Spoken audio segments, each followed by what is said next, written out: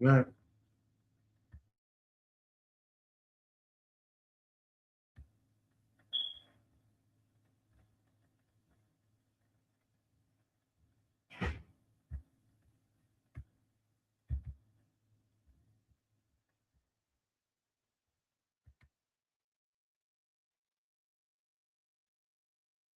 Good night, good night, good night, good night. Check 1, 2, 3.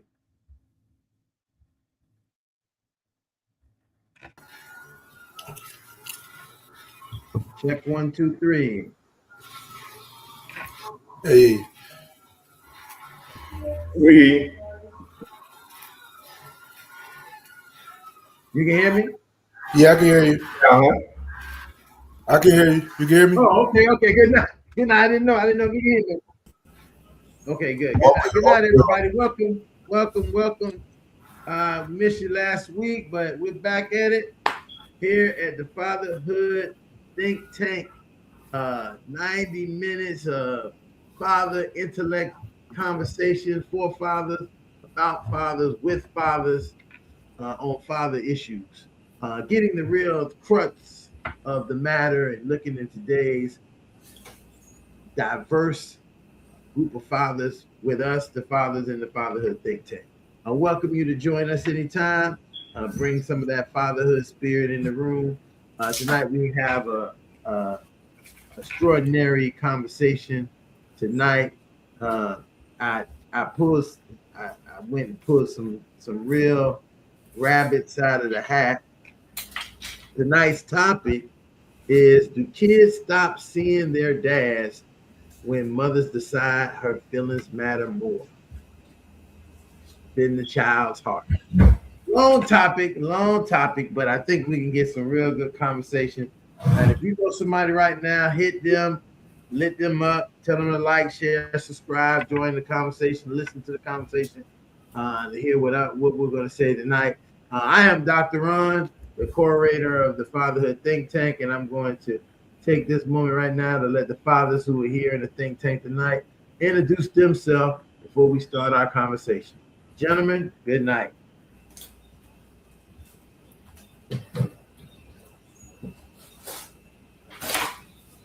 Good evening, gentlemen. My name is Ed Tenney. I am a soon-to-be single father of three great young adults. Uh, I have two grandbabies and one grandbaby on the way, and looking forward to tonight's conversation.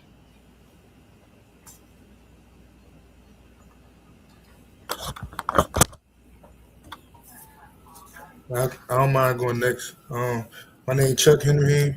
I'm also a single father right now, raising two children of my own. They're wonderful. They keep me motivated and make me feel young as well. But I'm definitely looking forward to the topic tonight as well, and happy to be here.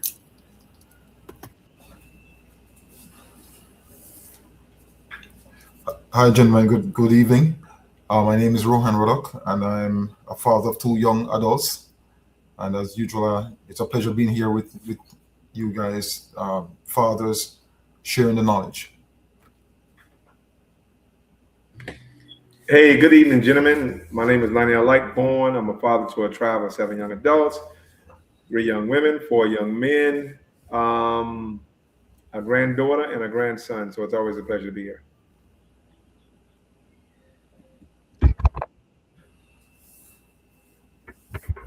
All right, with that being out the way, let me just go ahead and shoot right at the light. I know that one of the reasons we kind of got this topic because I was dealing with some social media stuff, posting different things, and this caught a lot of attention when I posted this, and so I was curious to see, what would we say? I know what the people were saying on social media, but I was curious, what would we say as fathers about this situation? How we view it, being that we come from such a diverse lens of fathers who could, Again, one thing I would say about the think tank is not monolithic.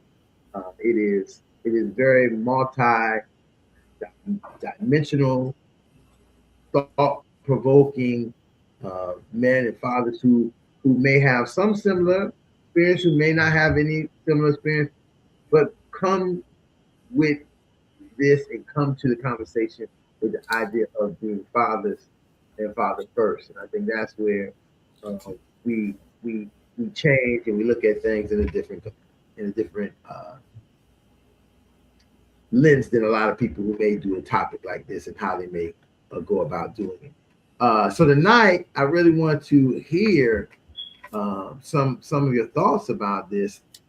This is almost turns into like a two-part thing.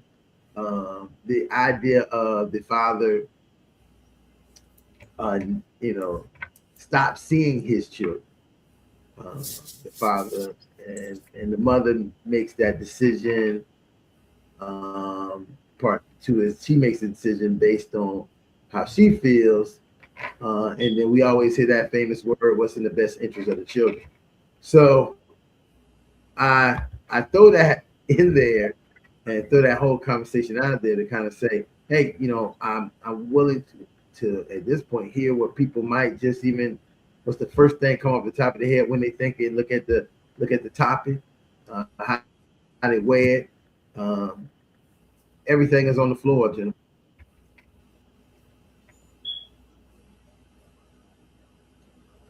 All right. Let's get it started. Looking from different lens, looking from different people's culture, different people's behavior. I could say that is true, and then someone else could say it is false. However, we know feelings is real. Feelings. Some people operate in feelings, and some people operate in logic. Yeah, and unfortunately, the child or the infant usually gets caught in between both. So there are some cases where mom, based off feelings, decide her heart comes first more than the child. And sometimes the child is used as a weapon, so to speak, against the father. And it may be vice versa, but most cases, what I said earlier, different people do different things differently.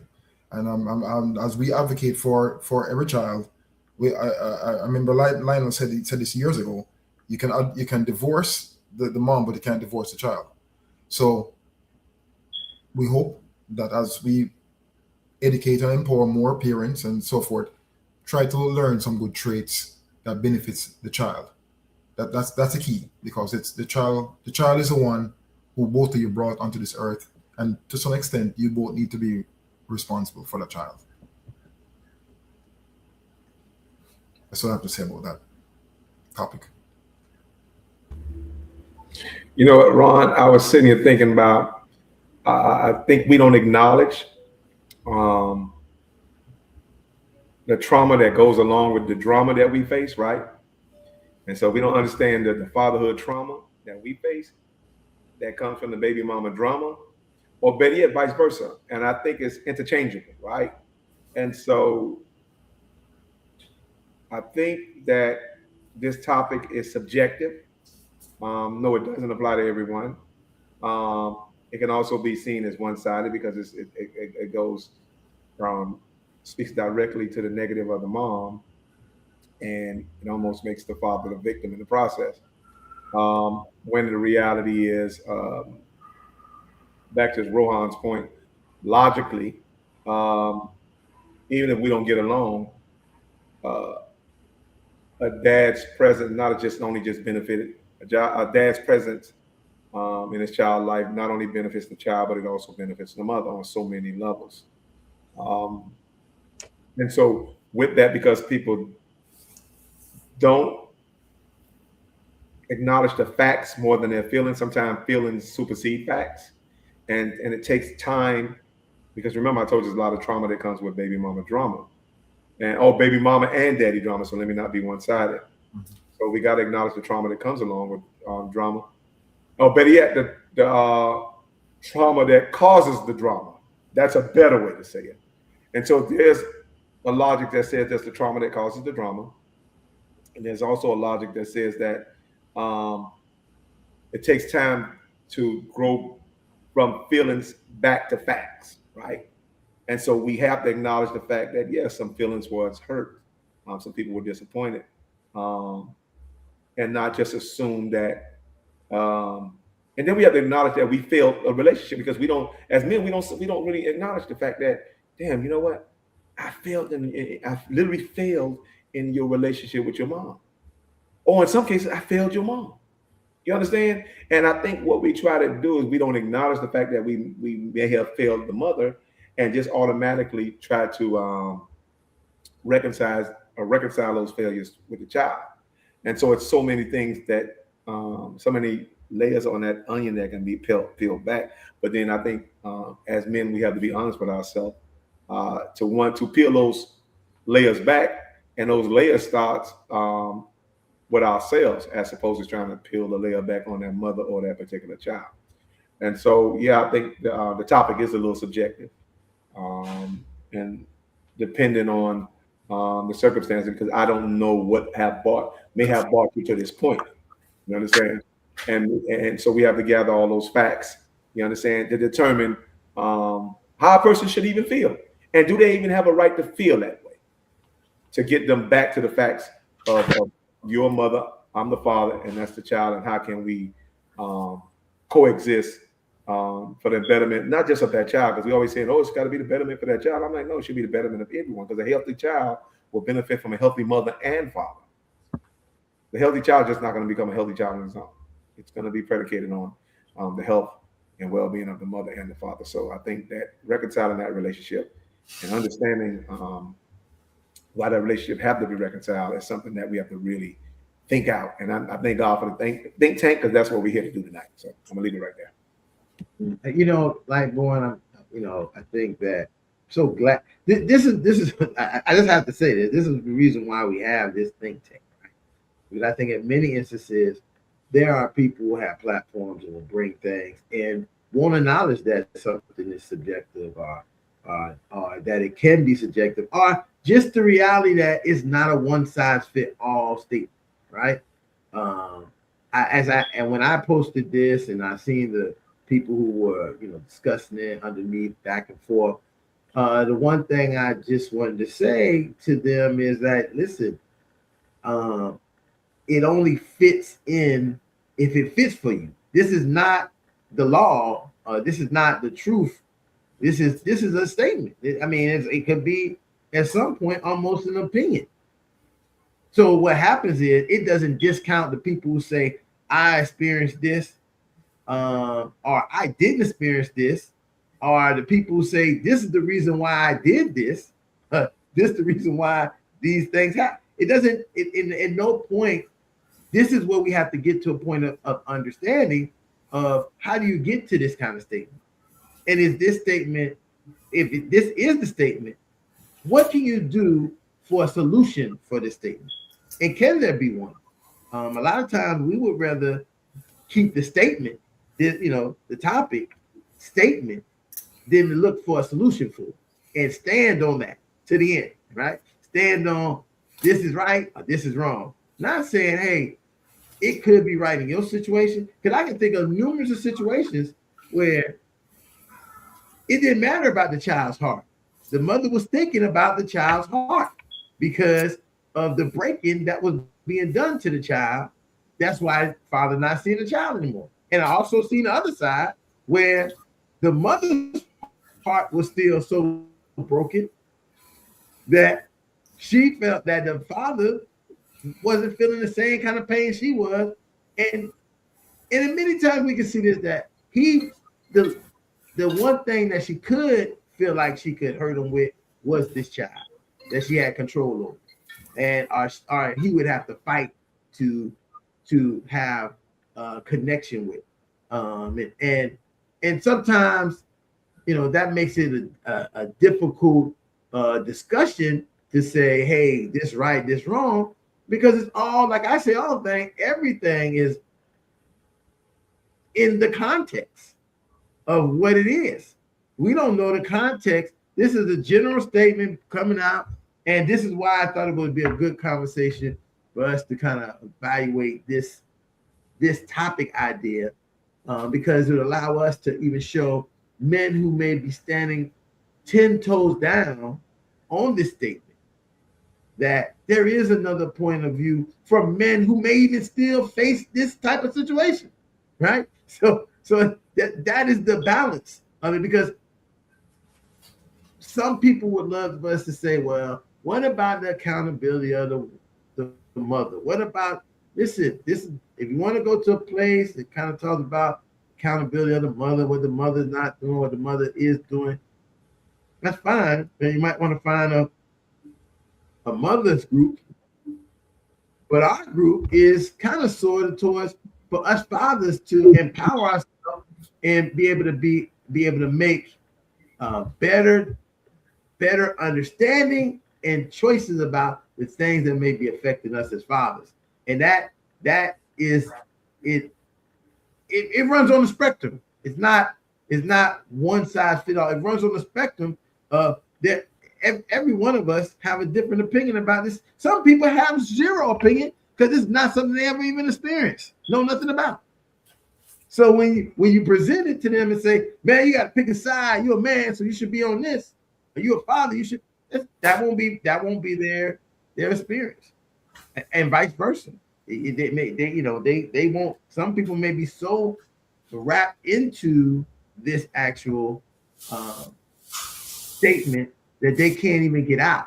So I just want to, I love to bring this kind of conversation and let people know where our minds is and how we're processing it. It's not, and, that's a hot, heavy topic. Oh, they're about to get it on. It's smashing time.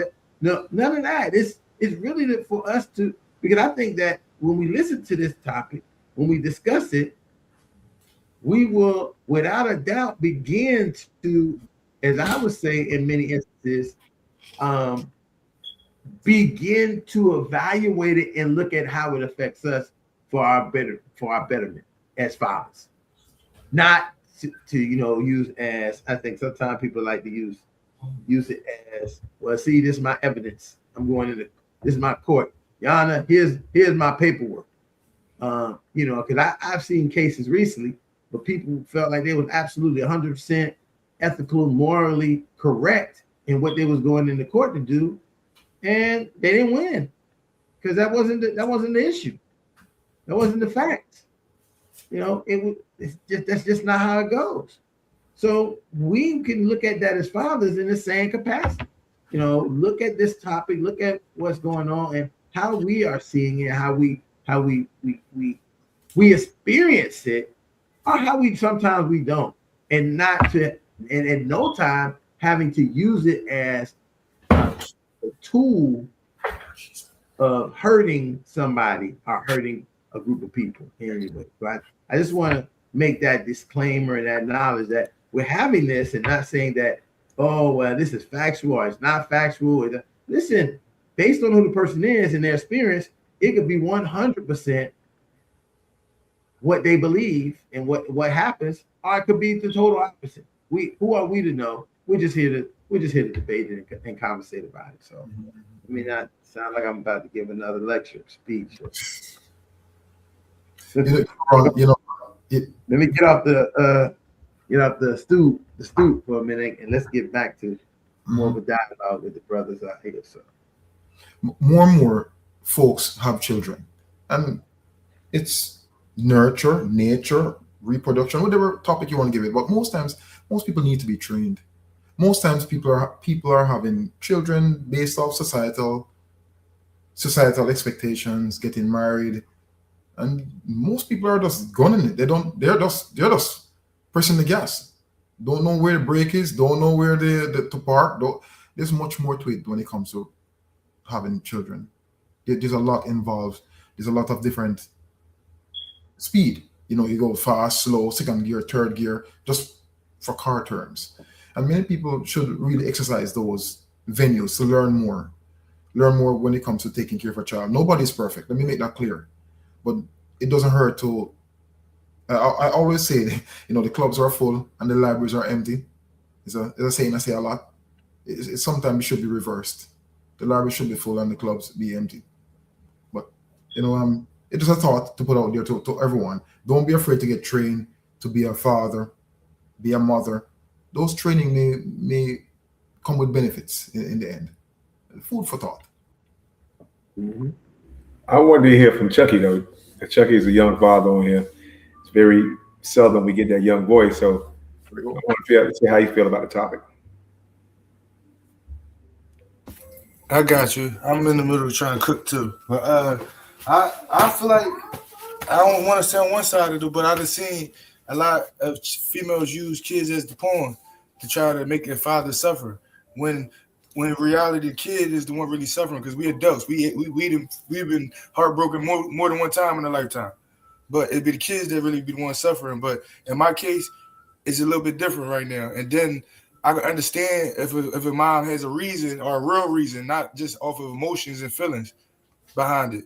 But we in a society where some people care more about their feelings than facts, like y'all was saying earlier.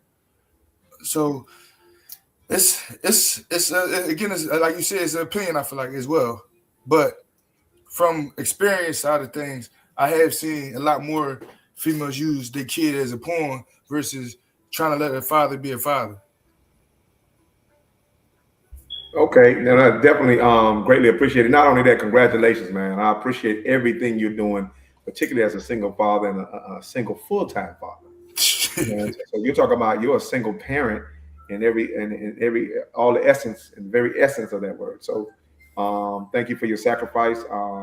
And no, you don't have to mention you're in the minority when it comes to men, but in the majority when it comes to women, because now I think you're going to be able, particularly as a single parent now, notice I said not as a single father, but as a single parent, to probably have more empathy towards what you're going through. Not now, maybe not today, but later on, once you experience more sacrifice, Right. with those children. I can tell you this, because remember I told you I have adult kids. Right. What I realized, how much, even if we was contentious together, even if I was contentious with the mother of my children, we had a contentious relationship, whatever the case may be. What I realized is I think we are so privileged with peace because with the child, we can fight, right? Right. And we tend to fight more in the child's peaceful times, right? But you don't discover the ally that you have, because you may think that mother may be the adversary. You really don't appreciate or discover the ally that you have in that mother until that child starts having problems. That's in your face. And so I never realized, because I thought that you could think that, you know what, men never get along. And both of y'all love kicking at the same time when that child starts having problems.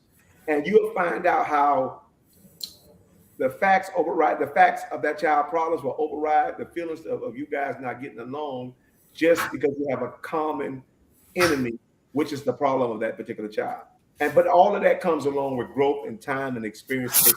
And so what you are today, you may not necessarily be tomorrow, particularly as parents, because it's the parenting that's going to actually bring you together. And sometimes it's the parenting that actually heal the relationships because really you're divided as partners. Right. But it's the parenting that actually mend your relationship back together and turns it into something more beautiful than the ugly thing you guys went through. So I'm gonna just leave that where it's at. I get you, and the bad part is I don't have, like, we adults at the end of the day, so I can go to work with somebody I don't like.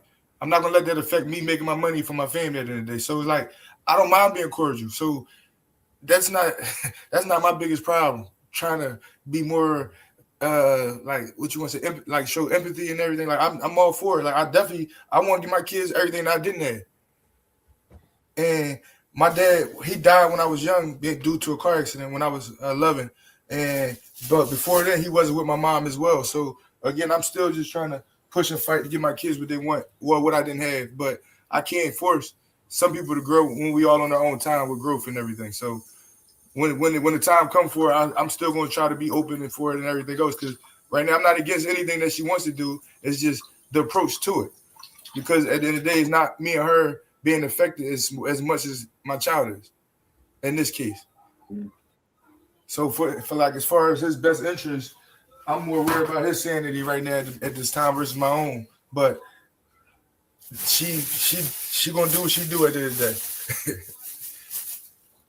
You know, I think that, you know, Chuck brings up a very important idea for us to also think about when we think about the diversity of this kind of topic, right?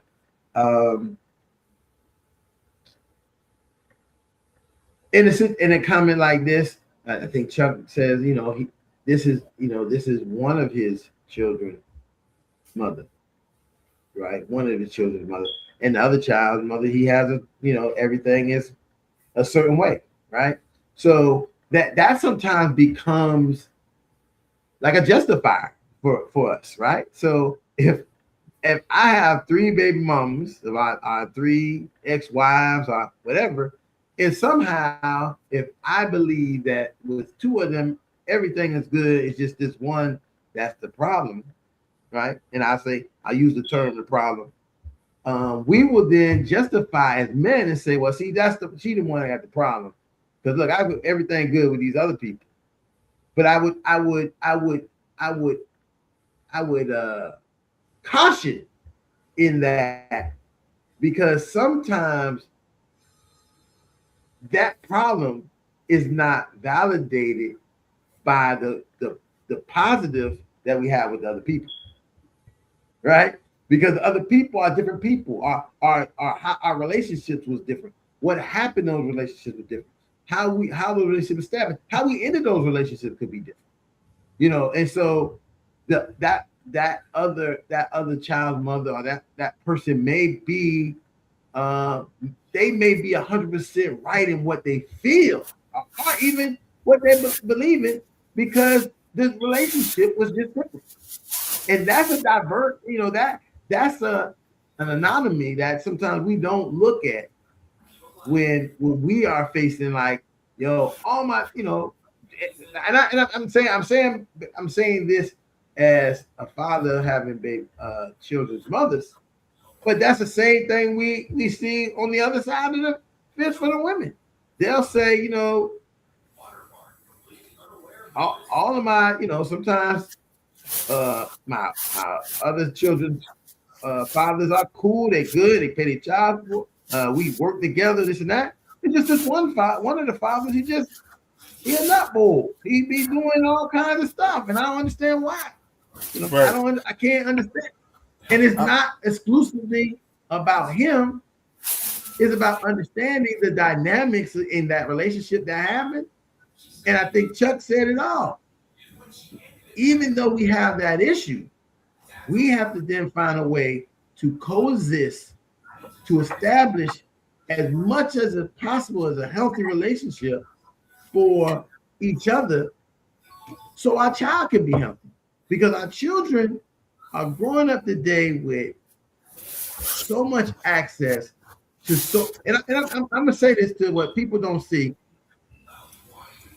Our phones, our devices, they are scrupulous, right? We don't even know how scrupulous they are, because a lot of people will tell kids, I don't want you on this and that, but go on YouTube, right? You can be on YouTube looking at the fun kid things on YouTube. But somehow it's easy for the fun kid stuff to creep into that is section for kids to turn into something that I'm sitting here and I've sit in places and listen to kids on the phone playing games on the YouTube and saying, yo, this stuff I wouldn't even be listening to. This is not even stuff I would even entertain. It's these, you know, memes and these reels and they're being exposed to that.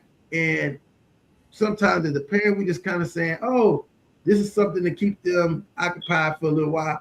But I feel we have to be mindful. It's not just occupying, also infiltrating into their mind of how things should operate and how things are for them in their world. That as a parent, we wouldn't even look at those things. See, here's the point. as parents, we wouldn't even look at the things that some of our children are watching because of maybe the bad vibes that we would get from it. And our kids are watching it, and they're then using that as some of, I would say, the background on how they then interact within the world, and how they justify some of the things that's going on. Because if social media, you see the stuff that's happened on there. People are going. Listen, we could do the same thing on this show. We could go. We could meet before the show and say, okay, Ed, you gonna cuss Rohan out? You gonna do this? And then, Lightborn, we didn't gonna team up on Ed, bring up things and all these, and people be tuned in and look at, did you hear this? And because it draws that kind of attention, but that attention sometimes not even real. So you hear people making up things, making up skits, making up, reels that's not even a realistic thing. But our children, so young, so impressionable, can be sucking that in and then saying, "Oh, this is what I should be. This is how I should be." I remember last year I had a student and he knew every song that I haven't kidded this year. If he say, na, na, na, na, na, na, na, na, na, na, na, na, yo, if I hear that one more time, and I said, "Do you even know what that song is? Do you even know it came?" Oh no, but he know it. Na, na, na, na, na, na. But and this is where again, and I see this because the amount of time I spend with them, trying to educate and trying to. Sometimes the parents are just trying to survive with it, feed them, get them to bed. They don't really get to see a lot of it, and imagine if you're going between 2 or 3 different households. Sometimes it can even get shorter and shorter. So I just throw that out there for us to think about that. Our kids are vulnerable, and as the parents, we have to think about, yes, maybe how we feel, but we need to think about what's happening and what's going to happen to our kids based on our feelings. We're supposed to sacrifice some things when we have kids, and that might be one of the things we have to sacrifice our feelings about. I agree. I got a friend of mine that used to buy his son and his daughter some clothes, and if the mom didn't like the brand or how much the stuff cost from whatever store, she wasn't giving it to the kids, and then it was like he wasn't doing nothing because it wasn't to her liking and stuff like that. That was her being her feelings. So like the kids are still being affected by it because he's trying as a man, and then after so much trying, people get tired of trying, but they quick to try to label you as a deadbeat, but they don't say everything. They don't give you the whole story for the most part. It's always one side a little bit. But again, like I done talked to a few of my friends lately, and we've just been talking about the accountability because sometimes like you were saying about earlier, like how about the car, about how fast people be moving fast and slow and all that. People be jumping deep in it and not even realizing the people that they getting into things with. And now we got a baby here, and now we got to learn each other all over again, basically. So accountability is a part that I feel like a lot of people are missing right now because people are so intrigued by negativity and like you're saying, all the little crazy stuff going on online. I'm going to let Tenny jump in, and then I'll go ahead and I'll come right behind Tenny. Tenny, you got something to say? Please let us say, because let us come from your wisdom. Let us glean. That's the word I'm looking for. Let us glean off of your wisdom. Please jump in. Oh man, all I know is that depending on the circumstance, I heard the word sacrifice earlier. Somebody has to make the sacrifice to humble themselves, to I guess bring that kid up in the best way that they can possibly bring that kid up. I can't imagine how difficult it must be to be a co-parent of a young kid.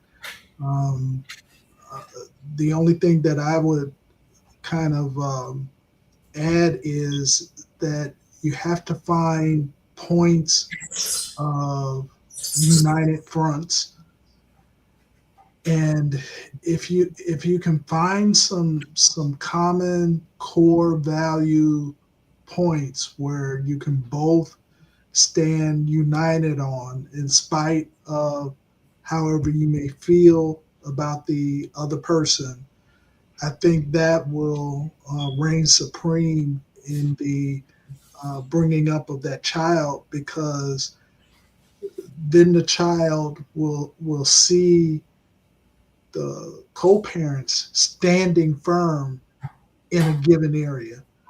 And it may not be every area, but hopefully you can get like one or two um, points where you both are just a united front end.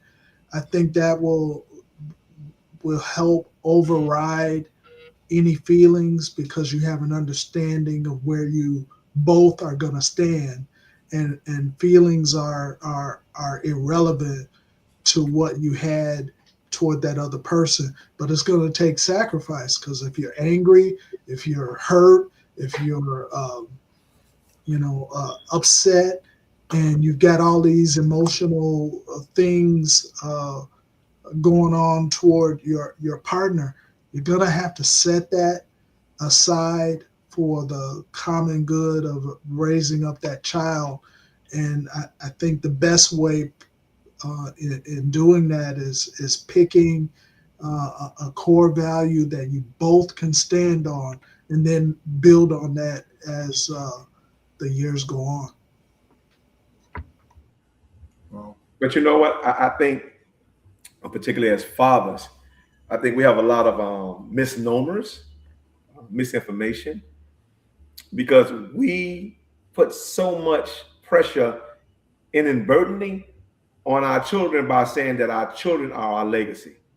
I'm gonna tell you factually and emphatically that your children are not your legacy.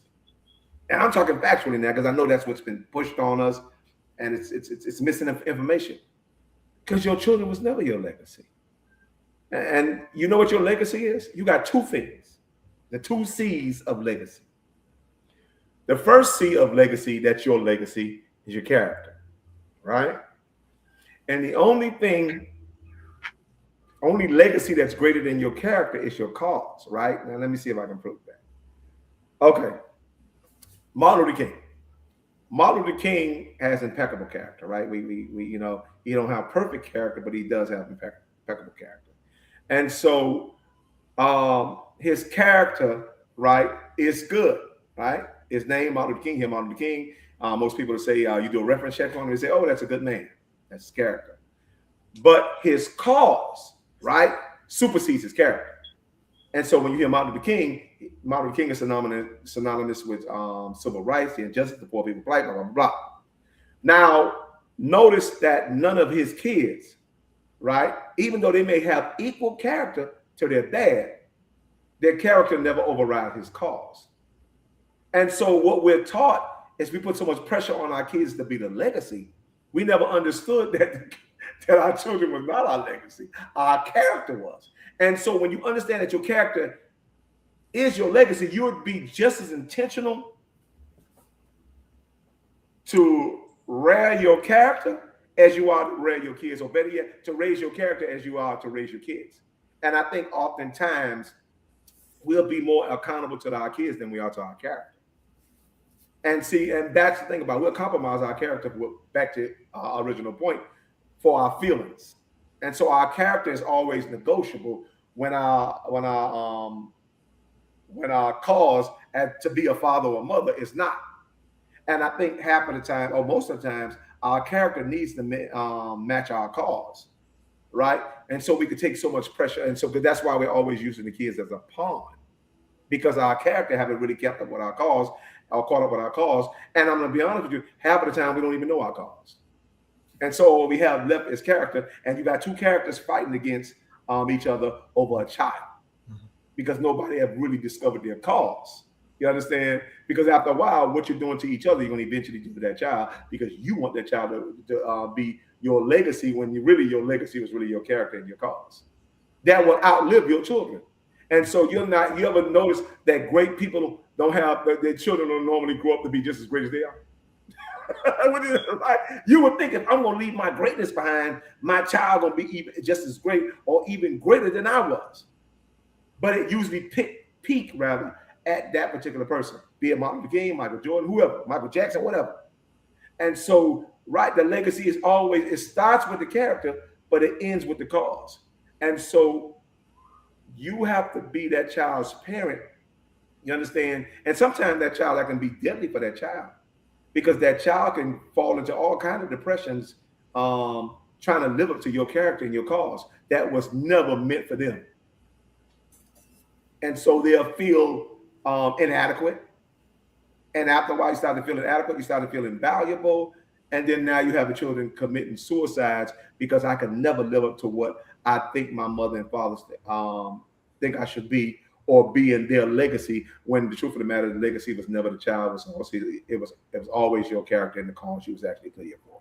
And so that's just something I just wanted to throw out there, just to take the pressure off all of us, because we're not just putting pressure on each other as mother and father, but we also put a lot of inadvertent and unconscious pressures on the children that's contributing to the suicide rates. Well, Chuck, you're getting the golden nuggets in that, Paul. When,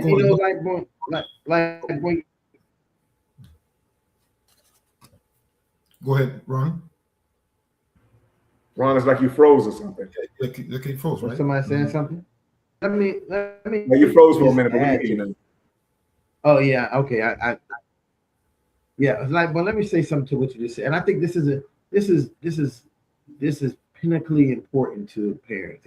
They need to take especially fathers, take a laser-like focus on how we act and what we present to our children, and how it may affect them and who they are.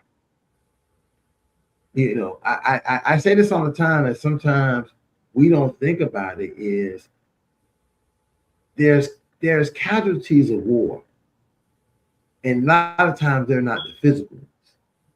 They're the people who feel, guilty for not being in the war, not being on a certain side, the stress of I'm in a war with two people in between a war that I'm connected to both ways. And I'm trying not to pick sides. Or even I have picked a side and didn't want to, but I had to pick it for survival. And I want us to be mindful of that. I think as fathers, and there's a lot of us as fathers who may use some of the resentment and some of the pain that we have had from not being with our children the way we want to, and we can't really take it out on the mom. And so we sometimes will give that energy to our children when they are in a place. And I've heard people say, well, if she was with her mom, she ain't call me, she ain't do this. So she don't need to, what's she calling me? What he trying to get with me for now? They only call me for money. You start hearing those kind of things from fathers who clearly, to me, I know that they have some pain about their experience with their child based on what they believed, or maybe what are their perception of how their child acted the way they acted during the time of this disconnection. But a part of this is you being the parent, right? We are we not just be the parent. You're the man. You're supposed, not to say our feelings don't matter, and if we don't have a right to. It's okay to hurt us and do things to hurt us, because we should be able to take it. And that's not what I'm saying. I'm saying that we also will know that, are we trying to be men? Are we trying to be tit for tat men? We got to be, and what I mean by that is, no, you know what I'm. Listen, no, I'm trying to find out, because I watch too much TV, and so you ain't just. He said, "Are we trying to be men, or we're going to be mice?" And when I was like, mice. So immediately that just came to mind. No, but I didn't mean to mess up your No, mother. I think that. Listen, that's a better example. I think you give me a better example. We're gonna be men, we're gonna be mice. Because mice goes, they sneak around, they hide from the cat, but they go and steal everything that they can and feel like, they have a way to operate. They're not bold like rats. Rats are bold. Mice are weak. They don't stand up. They don't say, hey, it's okay. Listen, it's okay, my baby, that you didn't talk to me for 10 years. Because it never mattered. Because inside you was inside of me, regardless if you talked to me or you didn't talk to me. I'm not holding anything against you because you're a child. See, the part that we sometimes forget is the children, regardless of how they got here, did not ask. They wasn't knocking at your door and say, "Hey, man, could you have me? Can I come and be with you and her?" They didn't ask, but they didn't say any of that. We did what we did to create them, and then we wasn't able to maintain them. And not maintaining them puts them in a disadvantage in life. And if you couldn't, and I understand, some of us can't maintain ourselves. So sometimes it takes, and I've seen this, and I continue to say this, that fathering does not end at 18. Mm-hmm. I think Ed showed us that he can still go and father. At what age? At what age you still fathering that? 20, 30, 40. You still fathering that? Fathering those because them are still our children. And no matter what has happened with us or not with them, it will not stop being us being the person who knows them, and they know we know them because they are part of us. See, that this is the part that we get out of sometimes. When I hear somebody say, that child ain't nothing like me, I don't understand. That's not true. When I hear somebody say that, I have a belief, and I can probably do a research or a case study on them and show that they are more common and alike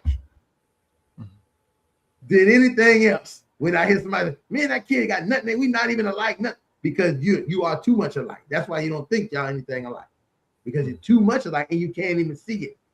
And sometimes, here's the point: we don't see it as the fathers, as the devil, but the kids do, because they have a different view. They ain't just seeing us; they also seeing us in the context and the glasses of the other person who is also their parent. So the other parent can present something, and that be, oh wow, my dad or my mom is like that. I never thought about that, and you sometimes don't get it. So I say give ourselves some grace, and remember that when the time comes, you have to be like that third string D1 football player. When the coach say the game on the line, everybody in front of you hurt, I need you to come out here and perform. And you get off the bench and give it your all and win the national championship. You win it. Third string on the bench, been passed over 4 years. You a red shirt, fifth year, red shirt senior. This is the first game you're getting into. All that time you've been at the school, coach ain't even act like he's seen you. But he's seen you now. This is how we got to be ready for our children when they come for us. You can't be like, man, you need my help now? You ain't called me the whole 5 years I was here. That's not manly to me. That's not a manly way. And a lot of times, remember, you can do that with their mom because they're grown adult just like you. But your child is not. Your child did not ask you and the mom to play Marvin Gaye and Let's Get It On for you, because that's the only way you got. That's the only way you got here.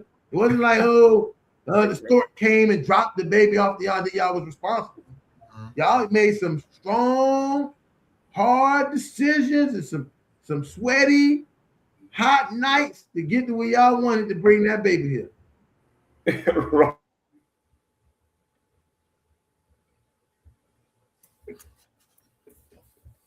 I agree with you on that one, Dr. Ryan. My daughter, my oldest. She got a social media platform of her own, and we could hardly talk to her on the phone though, because she's so, I guess, caught up in the social media world at least. But I feel as though that her own feelings is eating her up to the point that she tries to stay away, I guess, not communicate as much, because her and my daughter relationship ain't as good as she wanted it to be. But again, like you said, you just got to be ready. We gotta stay ready, basically. But I last spoke to her. My birthday was recently on the 16th. She texted me before that, asked me what did I want for my birthday, and I said I wasn't even expecting a gift, but I said a phone call would be nice. And then I haven't heard from her. So Chuck, what age group? Hold on, wait a minute. Let me ask you something, Ron. I'm sorry, Ron. Chuck, you were saying Trying to stay ready, so I don't gotta get ready. this was your. Who called and asked you what do you want for your birthday? Was it your kid's mother or your kid? She reached out on social media at least. So this was your child's mother. Yeah, my oldest. Okay, I'm gonna show you something that you can't see, and this is the whole purpose of the Fatherhood Think Tank, because I glean so much on all these guys. Like I watch, like Teeny. Teeny doesn't know it, but I really admire him. My wife love him. She don't love you, boy. She loves me, but she love him. She loves his character and his disposition. But I'm saying it to say this. What you don't realize, Chuck, is what most parents go through. With the sacrifice thing, you say your kid's mother's on social media. And so one thing when it comes to being a parent, there's only one thing that being a parent jeopardizes. Do you know what that is, Chuck? Take a wild guess. Relationships? No. Take anybody on here, tell them what it is. There's one thing that gets sacrificed the most when it comes to being a parent. Y'all know what that is? What's that? Time. Your dream. I'm allowing her to chase hers. That's the crazy part. That's what I'm trying to show you with. Right. So what happened is you experiencing a woman who's between being a parent and tracing her dream. Most of us, and I'm gonna be honest, and this is probably one of the major reasons for fathers or any parent for that particular matter being absent, is that one reason, that particular dream. And so if we think that the child, that being a parent competes with that dream and you can't have both, you understand? That's where the dilemma comes in at. And so what you just told me, I peeped it immediately. The only reason I peeped it immediately is because I'm an older father, because I have adults now. You understand? But if I was at your age and in your situation, I would never been able to see it. And so right now, it doesn't mean she's so much of a bad person or a bad mother. She just do something that we're not accustomed to seeing most mothers and most females do. And that's choose the dream over the child. Because if she chose the child over the dream, guess what? Your child won't be living with you right now. He'll be living with her. Right. And so that's the situation. And I'm going to be honest with you, for the most part, you're in the position to give women what women give the men all the time. And that's the benefit of the doubt. And so we rarely see it coming from the vice versa end. Most likely, we'll give men the opportunity to find themselves to become a better father for their children. It's very rare you'll see fathers giving mothers a chance to find themselves to become better mothers to their children. It's always vice versa. And so it's a very, very unique animal. And not calling anybody animals, but when I say animal, I'm talking about metaphorically. That's the situation you're in, because what you call, Chuck, you're what they call uncommon. And again, remember I told you, you're in the minority. You're doing a great job, but you're still in the minority. And because you are in the minority, you understand, it makes her look very strange, because we're so used to seeing the sacrifice come from her end and not yours. I'm gonna leave that right there for now. I get it. I fully understand. And if I may interject, good evening, brothers, brother Johnny Gaspar, father too. Grateful to see you guys here this evening. When Lightborn said we generally give the father the benefit of the doubt of becoming a better father, we don't give that to the mom. I think part of it is because oftentimes the mom has, we believe, more practice. She's been with the child from day one. And a lot of times she's not even allowing the father to have any time with the child. So it's hard for him to be a better father when he's not getting a chance to practice. Where she, on the other hand, is getting practice all the time. Whether that's good or bad, it's really up to her. But the mindset, I think, a lot of times, because she is the parent that is with the child from the beginning, that she should be the one that has more knowledge or understanding on how to be that parent, because he's not getting a chance to be the father that he may want to be in most often in a lot of situations. Not all the time, but a lot of situations. So I think that's why oftentimes the father gets the benefit of the doubt and not the mom. And I'll throw that. it's also a little bit different because I know more situations where like a father would be able to get his son at this age because she's 15. And Yeah. I don't know how to be a woman. I just know how to be a man at the end of the day, but I definitely know I'm doing my best. Like right now, she just grades just went in and she just made honor this semester. I mean this marking period. So like her grades been improving as long as she's been with me for the last few years. So I don't beat myself up too much, but I mean sometimes the conversation go a long way. That's all.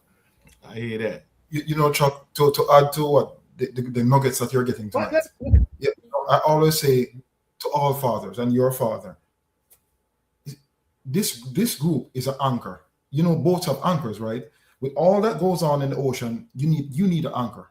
We all need an anchor somewhere we can put that anchor and just stop and just listen and just learn. And as you go along this journey, I would say to you, many people talk about conflict, and many times the system is designed where it is paired against you're in front of the person. There's always that conflict. Are you sure you want to I say to you, change that narrative. Go to your child's mother and hold her hand if she will allow you, or if it's safe to do so, and say, let's do this together. If she can't give you 100% of the time, give me 30% of the time. We are going against the conflict together. And those are some of the traits. So since you're here and you know we want you to be here, do things different. Don't do the norm. Because we talk about that tonight. Many people are doing the norm and getting the norm results. You make that difference, Chuck. And once you approach it that way, I believe you can get some real difference. Remember, at the end of the day, the mom can say, you know what, he wasn't the best boyfriend or husband, but she can say you were a good dad. Oh yeah, they can't take that away from me to this point at all. But I fully understand. I got you for sure. Can I tap into something Dr. Ron said earlier? He talked about warfare and casualties of war.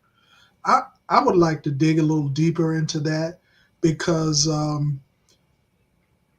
I think we as men are endowed with this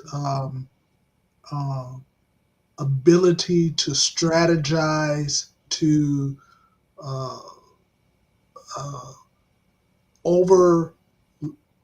look a situation, determine which path we need to go, which direction we need to go. I think some of that is just God built into a man.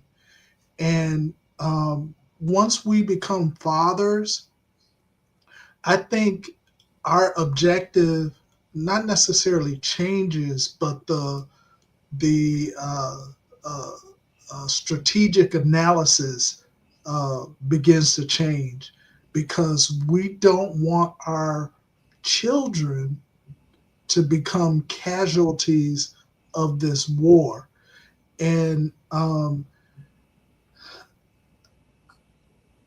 I think we need to own up to that responsibility. And I'm not generically saying that we don't.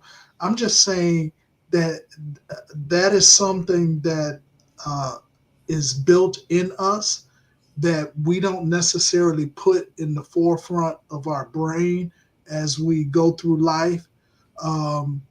And by gosh, the last thing I was thinking about was in raising my kids is I did not want them to be a casualty of this battle for them physically, for them mentally, emotionally, um, and I think that if we as fathers can maybe change our perspective a little bit when we're raising our kids, we will find ways to not allow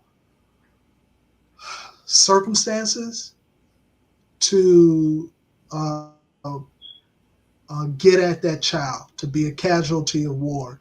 And I commend you, Chuck, because you're doing the do, and you're not allowing your kids to be a product of this pull that's coming after our kids. So um, that's kind of all I wanted to say. I think there's something placed inside of a man that changes when we become fathers, that we need to really hone in and protect our kids. Ron, and I think Ron may be able to speak that. Ron may be able to speak to this. But sometimes, Chuck, in the aspect of not wanting them to be a casualty of war, sometimes the only way we can allow that to not happen to them is to step away. And you guys have we've talked about this many times where many of fathers have literally been like, you know what? Your mom is not going to let me be the dad I need to be to you. And every time I come around, it's a negative. It's fight. It's all of this stuff. So this is what I'm going to do. I'm gonna just step back, and I know you're gonna get older one day, and you're gonna get the story. And when you finally get a chance to talk to me, because mom has been anti-dad, you'll get the truth, and hopefully you'll get a different story. And some men, that's the way they take the step, Tinny, to say, nah, you're right. I'm not going to let my child be a casualty of war. But even in the stepping back, they still end up being that. Even in us not fighting, with mom, they still end up being that casualty because the child then loses out on that male figure, that father in their life. So the things that they end up encountering throughout their life still ends up making them a casualty of the war. So the only way that we can potentially avoid that is to become understanding of how the system allows us to be a father. I had a young man the other day, and I tried to get him to come on. He just turned 21, brand new father. He was a father of a teenage mother and teenage father that fought there and still fight to this day. And now here he is now trying to be involved in his son's life, and he's getting the same pushback from the mother of the child. So he reached out to God Daddy lawyer Jag and say, how can you help me so I can be involved in my son's life? And I said, okay, let's file the papers. He said, what papers? He said, am I going to be on child support? That's the first thing he asked. I said, yeah, you're going to have to if you want to have time with your child, you're going to have to financially be able to take care of him. Mm-hmm. Whether that means, as sometimes Rod said, we always talk about the money. No, but you got to be able to take care of the child when he's with her and you don't have him. So he said, okay, that's okay. I'm going to figure it out. I said, okay. So we went through, I prepared the papers for him. He went and filed everything. He got her served with the documents. Now they're scheduled to go to mediation. So he called me the other day because I told him I wouldn't be your attorney in this because I'm not involved in the fight. I just want you to be prepared. So he said, well, I got mediation coming. What should I do? So I told him, well, this is what you want to do. And I told him what all to do. I said, this is how because he's been fighting with her so much. The other day, there was an instance where I think she normally takes the child to daycare. So he would go to the daycare to see the child. And when he showed up, the child wasn't there. Come to find out, she kept the child home because she went out the night before. So now him and her on the phone, and the new dude decides he want to jump in on the phone on the conversation. Mhm. So y'all know now we men, so you know this what this going at it, right? So I said, the guy said something crazy too. I said, so you stayed on the phone? He said, yeah. I told him he ain't got no. I said, man, just hang up the phone and leave that alone. We gonna handle this in the court. Don't worry about that. So I think that's the way we are the only way we truly are able to not make our children casualties of war is to go to court, to war, Tinny, from that perspective. Because then at least now he would have some time sharing involved. He doesn't have to beg her to see his son. He doesn't have to fight with her about whether or not he can make a decision about his son's life, because the court said he has the right to. And the moment she wants to make it a war about him getting to see his son, all he got to do is call the police and show them his time sharing on the paperwork. And they gonna call her and say, you better bring that child here now. That's right. Otherwise, we're gonna set a warrant out for your arrest. That's right. And he didn't have to say a word. And I've had to guide a lot of young men, and when that happens, when that paperwork is in place, all the drama stops. Well, Jazz Bob, but you said one thing. The first sign of sacrifice, or the first sacrifice for a man is child support. That's it. And I'm like, and if you can't make that sacrifice, you're not going to be able to make the rest. And so a lot of people don't understand child support is a very small. Oh, I was just about to say, I know Rob gonna say Very something about small that. support. I mean, when I say small, it's a very small support. No. I just want to, because as I listened to the conversation, I want to bring in a caveat that we sometimes disregard. And when you start talking about child support, that caveat comes from there, because if we know fathers who have decided to leave and separate with the mother, the first thing he thinks about is the finances, how his child will get taken care of. He talks it over with the mother, all that, right? Yeah. But we have to go back to the root of it, why a lot of this war happens. Because of feelings and emotion. We know that people get married. You're right. No, yeah.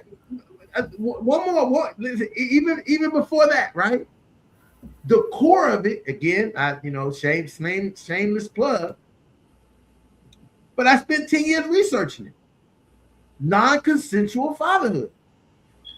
And when someone has sex with someone with not the plan to have any child, have anything in that nature, the society has said you have a responsibility because you had sex with that girl. They say this all the time. Not you decide to have a child with the girl, you decide to have sex with that girl. So now you are responsible to do all the things that a man who says, I'm going to find me a wife, I'm going to start a relationship with her.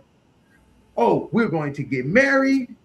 Oh, we're going to make a decision on when the best time for us to have kids, because we both feel like we're in a place to have kids, to take care of them, and because our relationship as two people is tight. That person, that young, even old person, has to do all of those things that they had no plan to do. That's not what's in their mix. Their mix was, as I said, they had the Marvin Gaye on, they have a good time. And so I got to push back against that, Ron. You're not, because it doesn't. The cognitive dissonance for them is what causes the problem. What happened? No, go ahead. I'm just saying. Let me push back on that. I know we say. Go ahead. Let me just land a plane because a lot of times we will say we disregard the idea that a lot of people, not just the men, but the women didn't want to have the children. But the problem with that, if a woman decides she doesn't want to have a child, she has the option to make that choice. There are many men out here who have multiple children with multiple women, and they never knew because the woman never had no child. Because she either she had the means or she didn't want to. Any of those things. But you have to begin to think about how the pain plays, because the pain of getting a woman pregnant, right? And then the idea that you don't want that baby with her is psychological to this woman, because she done gave you something Mhm. that because if she not that kind of woman, she don't care if you got her pregnant. She done got her morning after pill. She already had the abortion clinic as soon as she realized. But when you're talking about a woman who has made a decision that this is something sacred, something that's special, that she wants to try to make it work, it becomes this war right then for those two people. Mhm. Mhm. I can't believe that you, because, listen, what's the classic thing that a man says to a woman who not planning to have a baby? What's the Mhm. That's not first my thing he baby. say to her when she say, "Oh, I'm late, my period late, I haven't seen her, I think I'm pregnant"? What's the first thing he say? You What's sure the that's first my thing he baby? say? Are you gonna keep it? No, Get rid of it. Get rid of it. That first thing he say, well, see, whoever said is she showed my baby. That's a different. Is it mine? The Get rid first of thing is are you gonna keep it? And at that point, that statement is where the war begins. Is where the war begins, because at that moment, that woman is feeling like, I had this experience with you because I've been told that this experience, giving of myself, is a prize to you. It's a price. And this is the product of the prize. And you are about to discard me and the prize. Okay, because I know Lightburn want to interject, Ron. Can I say this? And that's where the war starts. I hear you, and I've heard you about the non-consensual fatherhood. That's the non-consensual parenting, right? Right.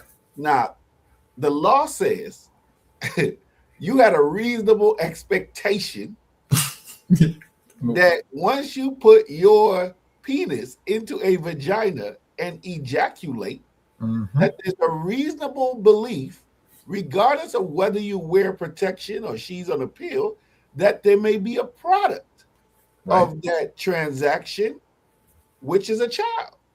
So despite your Listen, I agree with that. Johnny, I agree with all of that.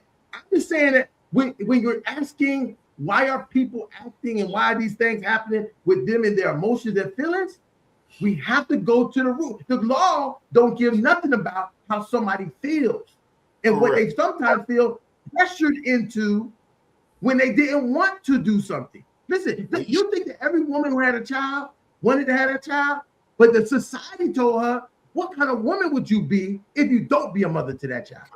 Correct. The society doesn't give that same, don't give that same indictment to a man.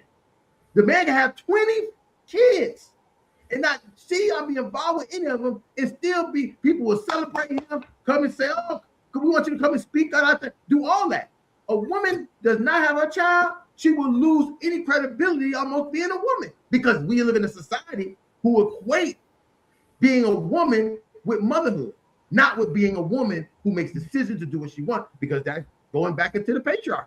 So when we're thinking, I'm just saying, let's think a little bit about what's the root causes of some of this, because it's not just the set, because many people who go through the process, boyhood, a childhood, boyhood, manhood, husbandhood, fatherhood, normally have a high percentage of not having these kind of problems most of the time, because they went through the 5 hoods. And going through the 5 hoods made them more acceptable and more able and ready to be able to do the things you need to do as a father. I agree. And not have this type of turmoil. But Ron, now this is where, Ron, listen, if you don't believe, I'm not saying I don't believe you. When you check marriages, when you check marriages, the research shows when you check marriages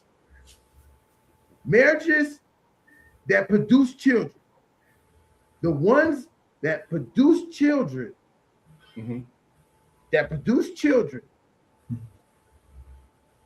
a minimum of 5 to 10 years after the marriage, the relationships last and the children grow up in a different environment than the children who are usually born before the marriage are at the same time that the marriage happened. Okay. So Because it's I not have no a lot of times the choice of the people who are doing that. Okay. I have no problem with that. I think when we talk about root causes, Ron, when we're talking about root causes, well, let's go back to the root causes and accountability.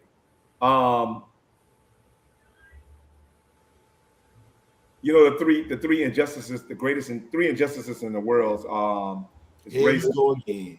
No, but I have to use it because it's factual. I'm messing with you, dog. No, I know that. I know. But the three injustices in the world is racism, racism, sexism, and classism. I think because of that, it's amazing how, because I think we'll be more empathetic if we understood that. I think most times we don't. And so we're very anti-racism, you understand? But we're on the fence when it comes to sexism. And so we use certain, like we claim or we accuse white men of having white privileges. I'm like, well, it's the same thing with men. We have male privileges, whether we're black or not. And so the fact that you can say consensual fatherhood, and I think where that becomes offensive to a woman is because you're saying that you have a right to use procreation as a recreational tool.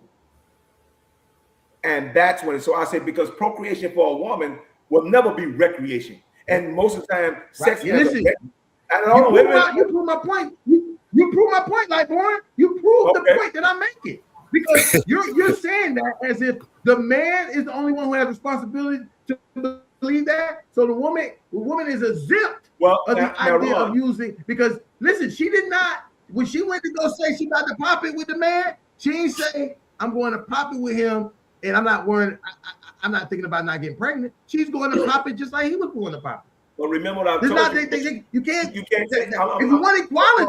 If you want equality, you gotta be equality. You gotta be equality. No, you can't, because what you're saying is hypothetical, but what's literal is racism, sexism, and classism does exist. And because that sexism does exist, because you're saying equality, but I'm like, but no, you can't speak from equality because there is no equality when it comes to sexism. And so, and with that being so, you can't put the woman on the same level as a man because logically that's not true. And so because of that, you got to give her the same grace. Benefit of the doubt. Right, benefit of the doubt because of sexism that you would get because of racism. And oftentimes we don't give women. So you support the idea of belittle, because a feminist will have a major, as a part feminist that I am, will have a major issue with this idea to say, oh, I don't have any accountability for what happened to, because men are the ones who really control everything that happens. Well, I didn't say that you don't have any accountability. What I am saying is you don't have any when it comes to the rights. And I'm gonna be honest with you, when it comes to the what do you call it? And we talk about injustices, so that let's just put it like that, the justices that goes along with it, right? And so, what was the consequence when a man walk away, other than child support? When a man abandoned his child, what's the consequence? Nothing. Jail, child support. No, it's not even that. You get the child support, and that's about it. You might get the jail, and Gaspar, he's an attorney, he can back this up. You might get the jail as a consequence of the child support. Right. You're not going to get the jail without the child support. And so what happens is when a man walks away, there's no, and back to your point, Ron, when it comes to accountability, where's the accountability? It's just a deadbeat. He walks away. That's right. It. And so, and even if you just call him a deadbeat, I'm like, yeah, but that don't matter to me because I still got to walk away scot-free. That part. When it comes to a woman, child support, and matter of fact, children you're almost saying like doing that. Men can walk away conscious free of not even ever caring about any child or anything else. That's what they do it every day. That argument is good, a good argument that people might say, but the argument is flawed in the idea as a human being. If you know that there's a part of you somewhere you want to be with, that's part of being a human. you're talking, right? But you're still talking hypothetically. We're talking statistically now. Now, I'm saying statistically, and you know it's statistically true. I'm like, what's the consequence? I just asked you a simple question. What's the consequences of a man abandoning his child? Other than I'm sure some men going to attest that they was ran away, but I don't know. I mean, I can't really speak too much further than that because I don't even friends. I can't even say I hang with anybody that I know is a deadbeat. Right, because but understand, and you remind me of me because you can be the very person that set the tone that whether you decided to take your child, guess what? It caused a ripple effect. And I can say the same thing for my friendship. I don't, even the friends I don't like, they still was good father because we was intentional about being good fathers in that particular group of guys. You understand? It was not a given, it was not a compromise, it was not an option, it was an objective. And Right. What I am saying, and this is back to Tenny point, when we're talking about having objective of manhood, we talk more about this conversation was more about the options of manhood and not the objective. What does the objective of manhood look like versus the option? And for the most part, we got all the options, but we have no definitive objective of what manhood really looks like. And that's where the casualties of wars begin because we have multiple listen, like when they say that we have multiple examples, but because we are such a diverse people, they look different in every demographic. So in some demographics, how something looks, listen, I take the Caribbean, I think that there are Caribbean men who have multiple children, but they're very good fathers to all those children, to all those families. To someone looking into that family and say, now this is horrible because this man got all these women with all these children. That's them saying he doesn't look good as a man because he has multiple children with multiple women that not only all of their fathers, he takes care of all. I think about it. I just recently was watching this show, a show, and an Asian man had two families. He was tracking Godzilla, and he got two families. And he went missing, and they thought he was dead. And the kids went looking and found out that they dad. I saw coincidentally. I saw the same. And I thought it was. I loved it. I loved it so much because I thought this is the one time we are able to see a non-black person caught in this situation, and the explanation is fine because the justification was. He loved both of the kids. He took care of them. He lived in two different places with two different families. Now, both of the mothers were not very happy about any of it. Nor was the children initially happy to find out that they had siblings, that their dad was somewhere living a double life. But in the true point of what you were saying, he took the full responsibility and accountability for his family and for his kids. So then this is what I'm saying, that it becomes a who's the judge and the jury. That's where it becomes. Go ahead, Chuck. I was gonna say I want to blame a lot of the music to play a lot of parts of some of these relationships as well, because some of these big celebrities that everybody look up to for whatever reason, like Cardi B, for example. Like, she was just married, but then now she got a new baby dad. Like, and then you got songs called "F Your Baby." Like, it's so much negative being promoted, and it's just what people are tuned into, and that's how they react and responding to it.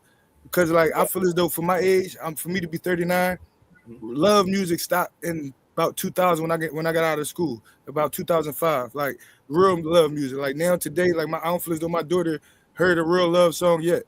Listen to Chris Brown and all the other people that's out there that's on the air. It's part of their warfare.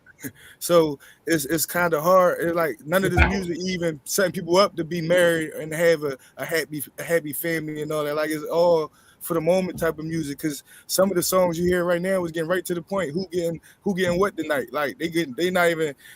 I don't even know if they eating right now. They just asking a simple question, get right to it. I see. Like now, the music definitely. Chuck, I got to push back on that. Here's why. What Cardi B them doing now, men have been doing since the inception of hip hop. Okay. You understand?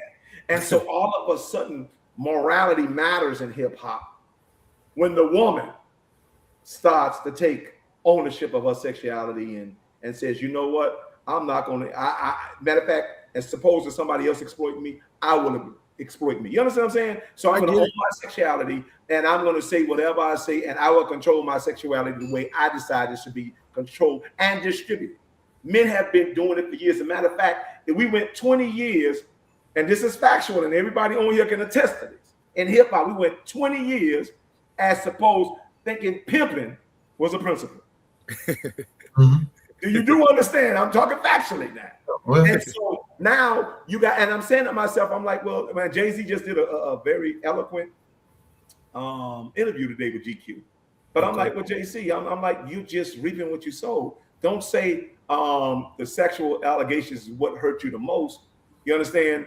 But you was a part of that congregation that was about pimping. I mean, your product was pimping. And so I think we victimize and traumatize women, and we expect no, back to your original word, accountability for those particular actions because we just got right. And we assume when we get right, the whole world needs to get right with us. And that's not the facts. That's not even practical, and it's not accountable. And so and the first person I have to talk to about this really is me, because I have to really explain and understand the contribution of how I contributed to my own trauma of what I'm going through right now. I get it. I get it. Lightborn, let me just say this, Chuck, to Lightborn. Lightborn, listen, I can 100% agree about everything you're saying. The only pushback I have is for that 3 or the 4%, right, of people that it don't fit for, and they having hell wreaked on them, and people are saying, "Oh, it's with your own fault. It's your own." When they are the person doing the right thing and doing the things the right way, when they met into a person who's not a good person, don't matter if you're a man or a woman, the person is not a good person. Right. They didn't know the person was not a good person, just like women don't know a man not a good person when they meet him. The man didn't know she wasn't a good person. He didn't know. But and to say that then because of your narrative, it's okay for that person to be receiving that and that to be happy to. And I think that starts a trend of narrative baiting, as I would call it, narrative baiting that then puts us all in another jeopardy. But Ron, and what you're saying is, and I respect 100% of what you're saying, but there's just one last question I have to ask you, Ron. What success is built on 3 to 4%?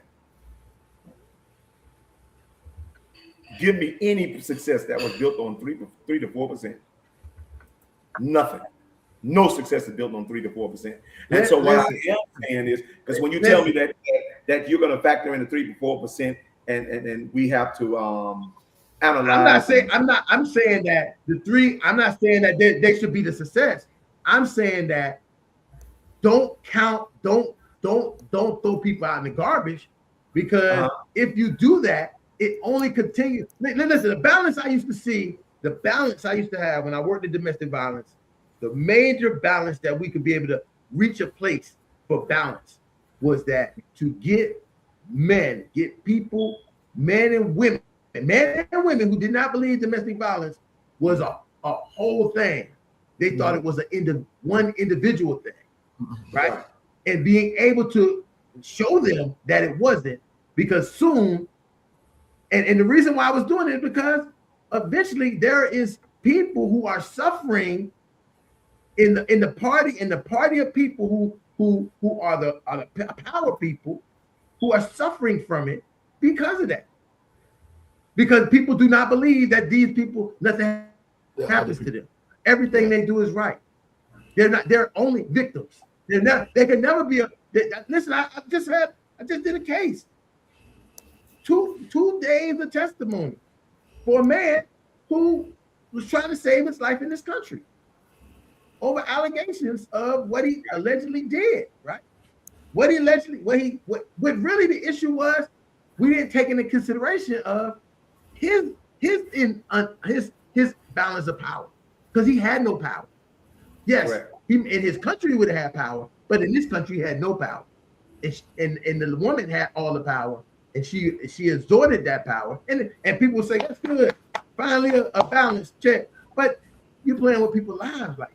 But no, but just, And we don't again, have to. Justice and Raw, Gasbar can account for this. That the same thing works in the same. If the power is abusive, the fact that this man's immigration status is being used against him by his woman, she can actually be what they call it, the villain, the same way a man would be. It's looked at exactly the same, and so he can prove that he was being I'm going to call it. I don't even want to say what they call it now. I don't want to say immigrationally, but economically abused only because of his status. It works actually the same way, because what she did was she extorted him through his immigration status, and she bullied him and victimized him through that way, which is almost a path to citizenship. But that's another topic within itself. But Johnny, go ahead and take off. I was going to say that is oftentimes in that scenario, it's where someone is working for a home or a business person, and they work at their home, and they're using their lack of citizenship to keep them employed. That's where you have that economic extortion mindset that they would use to go after that person. Where in this scenario that Ron described, the lady is alleging domestic violence of the mindset that if he's convicted of it, his immigration status will be mostly what's more important to him than anything else. Where if he was in the United States, a citizen, yeah, it happened, but he ain't getting kicked out. You know what I'm saying? His livelihood isn't ending because of it. So I get that. But look, it is 8:55. Right. And we have talked about the children being, pawned, as brother just said, or casualties of war. And at the end of the day, the question comes back: do children see their dad? Do kids stop seeing their dad? When is that ever an issue? And I think we've discussed a lot of that. And Brother Ron, Dr. Ron, you can take it from here as you always do. Absolutely. Yeah, we was, you rolled on here. We was probably about to wrap up, and then you came in here and threw a couple of grenades in the place. So this is why we were wrapping up when you rolled in, and I think you threw the grenade. But I'll say this: one great thing that the people who watched the whole time, they got to see this ride go from and a place of different dynamics, different ideas, different opinions. And that's what the think tank is all about. It's not about us sitting here, standing on platforms about what we think, blah, blah, blah, but really kind of giving a voice to all of these ideas and people based on our experiences that we have as fathers and through fatherhood and through our personal and professional experience. That's where this comes from. And again, we would like to thank people for joining us. You definitely can join us here Tuesday night, 7 o'clock. The think tank is wide open. Bring your ideas. If you have questions, comments. I didn't see any. I put some out. I want to thank some of the people that was watching. I see you in the YouTube. I see you on the Facebook. I want to thank you guys, Chuck, Rohan, Johnny, 10E, and Lightborn for joining us tonight.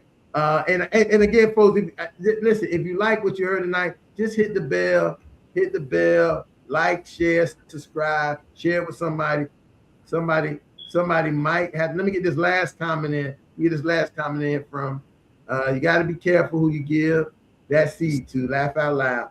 That's going to be our last comment, last statement for the night. Because I'd like to really interact with the people watching, because I want them to know that we are seeing them. They're a part of this conversation, and especially when they're here on the live show. Thank you, Mr. Bolo 78. I appreciate you and all the comments you made tonight. Shout out to you. And if you feel strong, brother, if you get a chance, come on to the think tank and give us some of those live comments. With that being said, I'm gonna forego. I'm just gonna play the sponsors after we get off, because we already way past the time. Almost going a 2-hour show. That's not how we go. Anyway, with that being said, I want the Father to repeat after me. I am.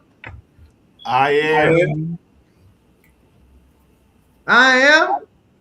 I am. Yeah, she did. I am a man of honor. I am a man of honor. I am. I am. I am. I am. I'm Clay. I am a man of courage. I am a man of courage. I am. I am. I am. I am. I am a man of respect.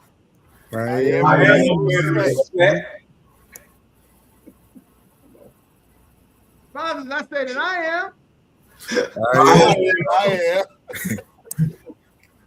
I say that you are. You are. I say that we are. Say that we are. Championship.